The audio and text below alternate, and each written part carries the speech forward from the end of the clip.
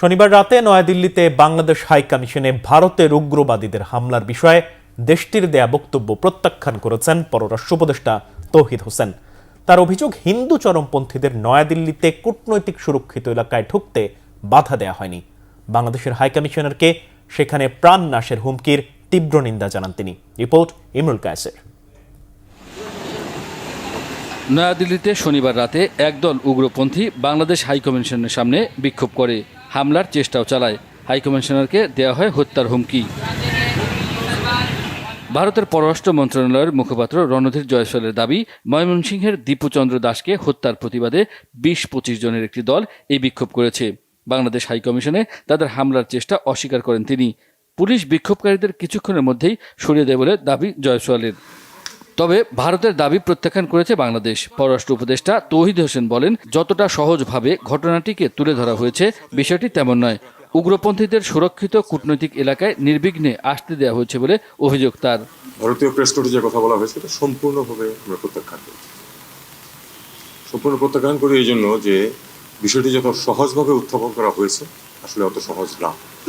আমাদের মিশন, বাংলাদেশের মিশন কূটনৈতিক এলাকার গভীরে অবস্থিত, এমন না যে এটা বাইরে কোনো জায়গায় অথবা কূটনৈতিক এলাকার শুরুতে, তা কিন্তু না।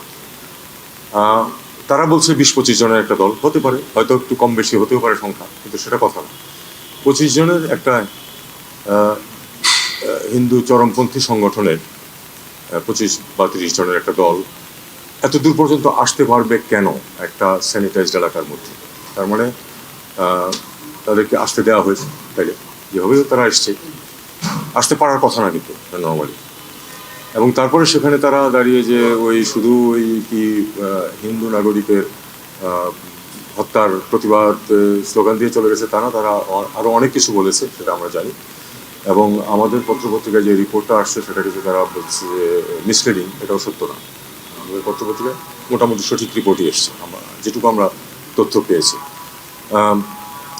আমার কাছে প্রমাণ নেই যে তাকে হত্যার হুমকি দিয়েছে, কিন্তু আমরা এটাও শুনেছি যে তাকে হত্যার হুমকি দেওয়া হয়েছে।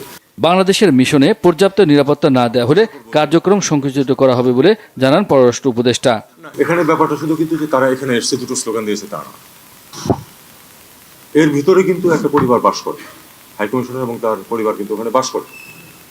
তারা কিন্তু থ্রেটেন্ড ফিল করেছে এবং তারা কিন্তু আতঙ্কিত হয়েছে, যে কারণ অ্যাডিকুয়েট সিকিউরিটি ব্যবস্থা ছিল, দুজন গার্ড ছিল, তারা চুপ করে দাঁড়িয়েছিল। কাজে এটাকে আমরা মনে করি যে আরেকটু বিফাপ করাটা সত্যিকারই ওই দেশের দায়িত্ব। একজন বাংলাদেশি নাগরিক নৃশংসভাবে খুন হয়েছে, এটার সাথে মাইনরিটিজের